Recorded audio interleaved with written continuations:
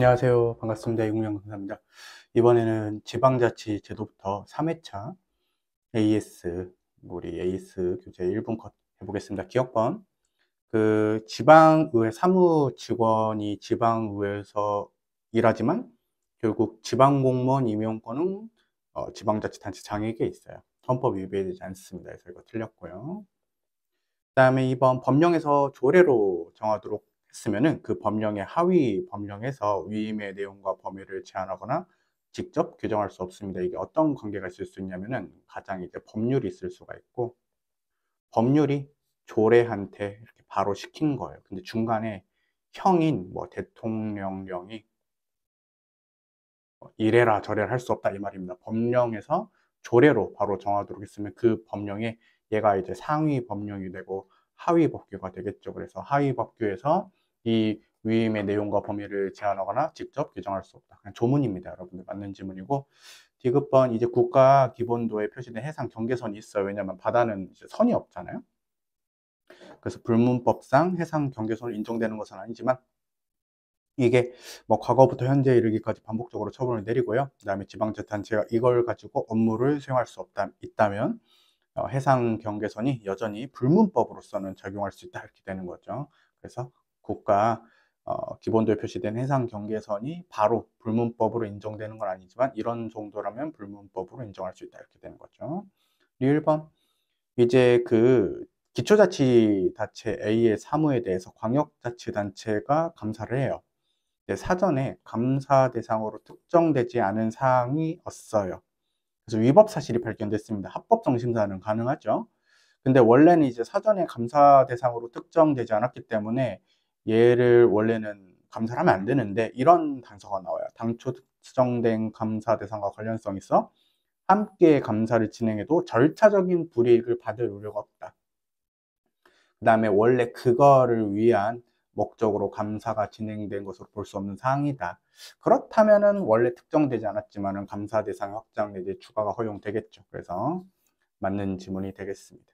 맞는 지문이고, 그 다음에 여러분들 감사 대상을 특정하는 건 맞지만 사전에 하위 지방자치단체한테 사전 통보할 필요는 없어요. 왜냐면은 그 사전 통보하면은 그거 다 자료 숨기고 그럴 것 같아요. 그래서 뭐 이런 식으로 이제 한번 해보면은 한 개, 그 다음에 두 개가 되겠네요. 그래서 답은 2번입니다. 자, 17번에 1번은 중요한 지문입니다. 중요한 지문.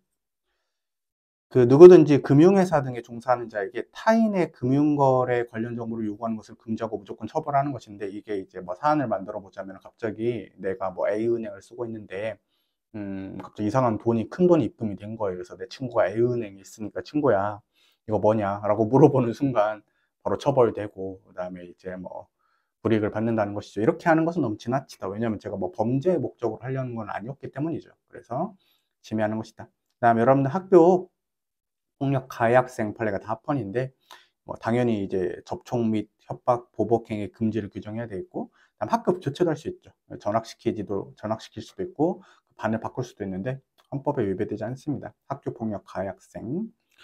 그 다음에 여러분들 헌법 제10조가 3번 지문 보시면 인격권과 행복추구권을 보장하고 있는데, 인격권과 행복추구권은 개인의 자기운명 결정권을 전제로 한다. 자기운명 결정권에는 성행위 여부 및 상대방이 결정할 수 있는 성적 자기결정권이 있고, 그 다음에 성행위 여부를 경제적 대가로 매개체로 하는 것도 성적 자기결정권과 있을 수가 있다. 4번이 너무 쉽죠. 어린이 보호구역에서 제한속도 준수 및 안전 의무 위배를 위반해서 어린이 상해에 이르게 할 때 가중처벌하는데, 이게 여러분 들어봤겠지만 이제 민식이법입니다. 그러니까 민식이법은 헌법 위배되지 않기 때문에 침해하지 않는다. 그래서 답은 쉽게 고를 수가 있었어요. 18번 여러분들 협의상 이혼을 하려면은 좀 보기 싫어도 부부가 함께 출석을 해야 되겠죠. 법원에 헌법에 위배되지 않습니다. 그 다음에 2번은 만성 신부전증 환자, 이게 어떻게 보면 합헌 키워드가 될 수도 있겠고요. 그 다음에 만성 신부전증 환자께서 이제 어떤 분들이면 신장이 안 좋아진 거예요. 그러면은 우리 몸 내부에 피를 깨끗하게 걸릴 수가 없어. 그래서 외부의 기계에 연결해 가지고 투석을 해야 되거든.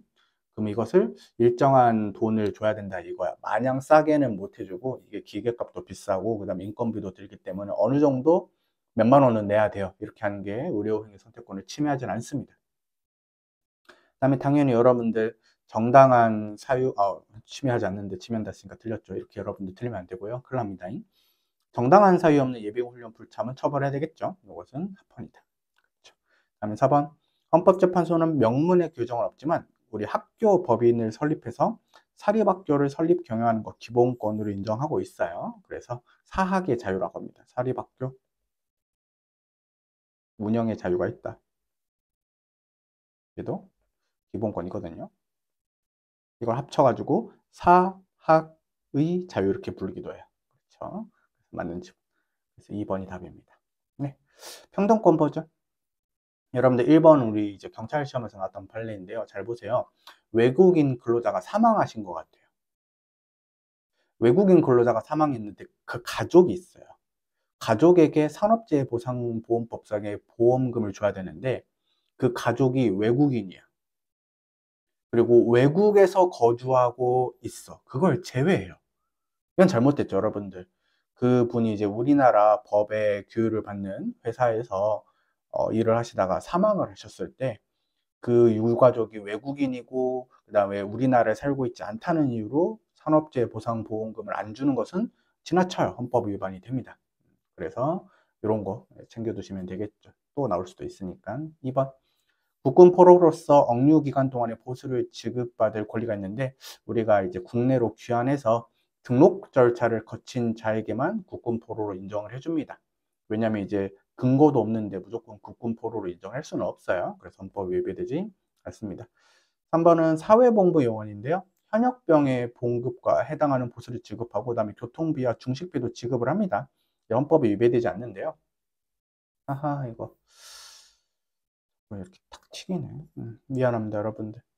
이게 왜 평등권 침해가 주장이 됐냐면 사회복무 요원들께서 야 현역병들은 나라에서 아침 점심 저녁을 주지 않냐, 근데 왜 우리는 교통비랑 중식비는 주냐, 근데 출퇴근해 가지고 집에 들어갈 수 있잖아요. 헌법 위배되지 않습니다. 그다음에 4번에 이제 존속 살해죄인데요, 헌법에 위배되지 않습니다. 그래서 4번 질문이 틀렸다고 볼 수가 있겠습니다.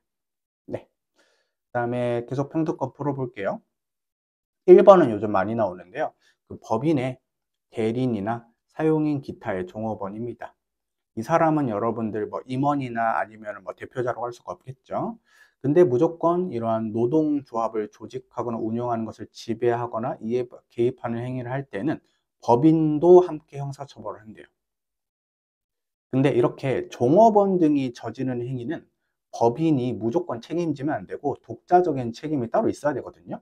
예를 들어서 뭐 주의감독 의무를 다하지 못했다던가. 근데 단순히 법인이 고용한 종업원 등이 업무에 대해서 범죄를 했다는 이유만으로 무조건 법인에 대해서도 형벌을 부과하는 것은 책임주의 원칙이 위배가 되는 요즘에 많이 나오는 판례니까 챙겨두시면 되겠고, 2번은 좀 어이없는데 갓길은 통행해서는 안 돼요. 합헌입니다. 그래서 위배되지 않고, 명확성의 원칙도 나왔는데 합헌이니까 명확성의 원칙도 위배되지 않겠죠. 그래서 틀린 지문이 되겠습니다. 위배된다 해가지고. 3번은 여러분들 무신고 수출입의 경우에는 당연히 처벌해야 되겠죠. 그래서 헌법에 위배되지 않고요. 4번은 여러분들 제가 요즘 많이 밀고 있죠. 밀수입 예비행위를 본죄 준해서 처벌하는 것은 너무 지나치다 해가지고 결국 요즘 시험에서 많이 나오고 있는데 체크해가지고 보시면 되겠습니다. 네. 이거랑 비슷한 판례가 여러분들 옛날에 경정승진 시험에서 VS 나온다면 관세 포탈이라는 별도의 구성 요건이 있어요. 이 예비범을 본죄에 준해서 처벌하는 것은 합헌이기 때문에 좀 비교해가지고 공부하실 필요가 있고, 얘가 이제 최근에 위헌 판례로 나왔습니다. 밀수입 예비행위 본죄에 준해서 처벌하는 거 알겠죠? 챙겨두시고요. 답은 2번. 21번. 이건 여러분들 뭔가 어디서 많이 본 조문 같죠? 잘 봐요. 그 음주운전이라고 나와버리네. 비슷한 판례라서. 음주운항입니다. 배예요, 배. 전력 있는 사람이 다시 음주운항을 한 경우 2년 이상 5년 이하의 징역이나 2천만 원 이상 3천만 원 이하 벌금에 처하도록 규정하고 있는데, 이게 여러분들 너무 지나치다. 그래서 무슨 거랑 똑같은 거냐면 여러분들 알고 있는 그 윤창호법이랑 비슷합니다. 좀 과거에 일어난 음주운전까지 지금에 합산해서 이렇게 강력하게 처벌하는 것입니다. 2년 이상 5년 이하랑 2천만 원 이상 3천만 원 이하는 생각보다 강력한 처벌이에요. 그래서 이렇게 하는 것은 윤창호법과 같은 논리로 헌법 위반이 된다 맞고요. 2번은 여러분들 꼭 챙겨야 됩니다. 최근에 이제 위헌 판례도 나왔죠. 주거침입 강제추행죄 또는 주거침입 중강제추행죄에 대해서 무기징역 또는 7년 이상의 징역에 처하도록 하는 것은 최신 판례로 선법 위반된다고 나왔기 때문에 꼭 챙겨줘야 됩니다. 3번은 여러분들 금융회사 등의 임직원입니다. 높으신 분들이죠. 그럼 직무에 관해서 금품이나 그 밖의 이익을 수수돈 요구했다고? 그럼 5년 이하의 징역이나 10년 이하의 자격정지 좀 강력하게 처벌해야 되겠죠.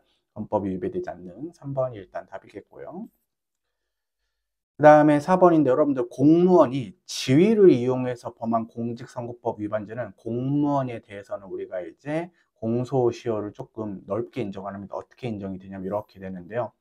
보통 이게 행위시가 공소시효가 기산점이 되잖아요. 근데 이 열심히 이제 우리가 공무원이 지위를 이용해서 범한 공선법을 열심히 위반했어요. 그러면 원래 기산점은 행위시인데 선거일부터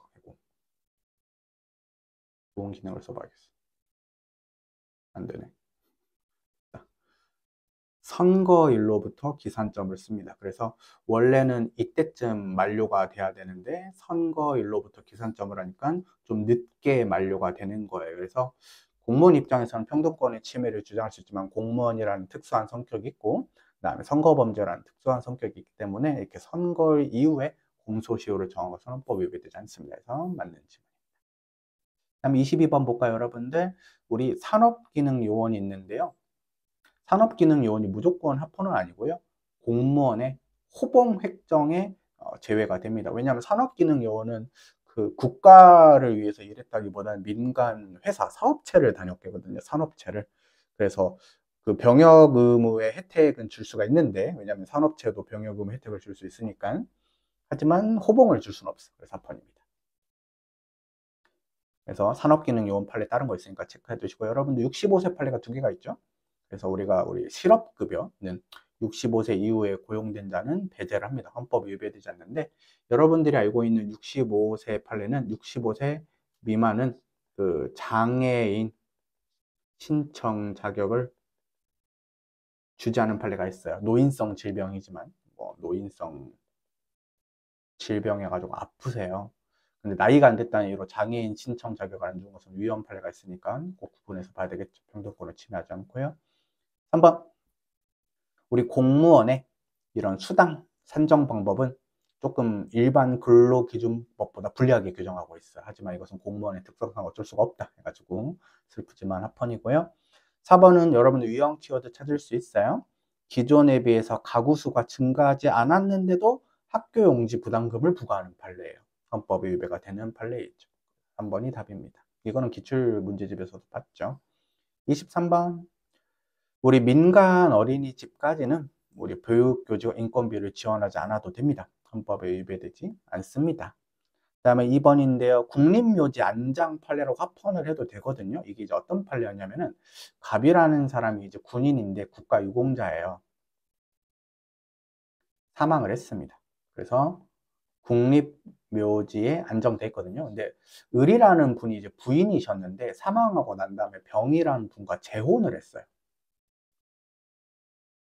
그럼 사실 이렇게 끊겼잖아. 그래서 이분이 전 부인으로서 국립묘지에 안장될 수는 없습니다. 이게 합헌이라는 거예요. 그래서 뭐 아들 된 사람들이나 아니면 뭐 자식 된 사람들 입장에서는 좀 같이 매장했으면 좋겠다 하지만 사실 이혼까지는 아니고 이제 재혼하셨기 때문에 국립묘지에 안장할 수 있는 자격을 잃어버렸다고 봐야 되겠죠. 그래서 병동원칙 위배되지 않습니다. 2번이 답이고요. 우리 사관생도는 육사나 이제 여러분들 남자분들은 삼사관 학교가 있어요. 요거는 군 복무 기관으로 산입하지 않습니다. 왜냐하면 실제로 나라를 위해 복무한 게 아니라 교육기관이었기 때문에 그랬습니다. 그래서 뭐 다른 식으로 이제 배려해 줄 수 있는데 우리가 군 복무 기간 연금 산정에 기초가 되는 군 복무 기관으로는 들어갈 수 없습니다. 헌법에 위배되지 않고요. 그다음에 4번인데 요건 좀 여러분들 특수한 판례예요. 1991년이니까 좀 옛날이죠. 잘 보세요. 공중보건의사로 복무한 사람이에요. 그러니까 보통 의대나 한의대를 다녔었을 거예요. 보통 이런 분들은 의사나 한의사를 하시겠죠.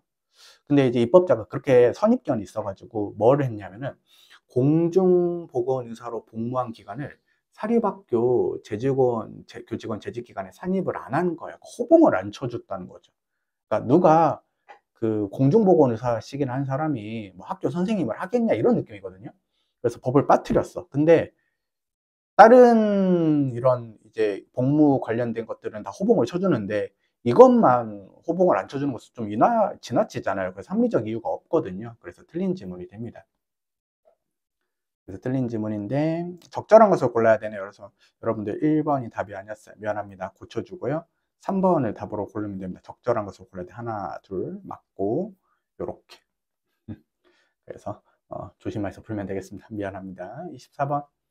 그 반복적으로 범행을 저지르는 절도사 법에 대해서 가중처벌할 수 있어요. 합헌입니다. 헌법이 위배되지 않습니다. 그 다음에 2번은 중요한 판례예요. 그 선거와 무관하게 후원회를 설치 운영할 수 있는 자를 중앙당과 국회의원으로 한정했다. 이게 당선된 거를 전제하는데 국회의원 같은 경우에는 후원회가 있지만 지방의회 의원 같은 경우에는 당선이 된 거예요. 여러분들 예비후보자 아니에요. 후원회 지정을 못하도록 하는 것은 위헌입니다. 그래서 여러분들 요 판례 헷갈리지 말라 그랬어요. 그래서 후원회 설치 운영할 수 있는 자를 국회의원과 지방의원을 달리 취급해도 헌법 위반이 됩니다. 그 다음에 3번 군형법이 형법상 강제추행죄나 중강제추행죄와는 달리 강제추행죄 및 선거불능 상태를 이용한 중강제추행죄에 대해서는 벌금형을 선택으로 규정하지 않았습니다. 이것은 헌법 위배되지 않습니다. 4번 우리 밀수입 예비행위 판례인데 이게 이제 조금 가중처벌되는 거예요. 그래서 합리적 이유가 있다고 보기 어렵다 하는 건데 밀수 예비행위 처벌하는 거, 본죄준에서 처벌하는 거, 가중처벌하는 거 합리적 이유가 있다고 보기 어렵다. 이런 식으로 두 가지 판례 한꺼번에 정리할 수가 있어요. 그래서 1번이 답이 됩니다. 오늘 제가 그 강의 찍다가 이렇게 답 잘못한 것도 많은데 나중에 고쳐드렸으니까 어렵게 봐주시고요. 다음에는 이제 우리 25번 문제부터 신체의 자유부터 볼 수 있도록 하겠습니다. 고생 많으셨습니다. 고맙습니다.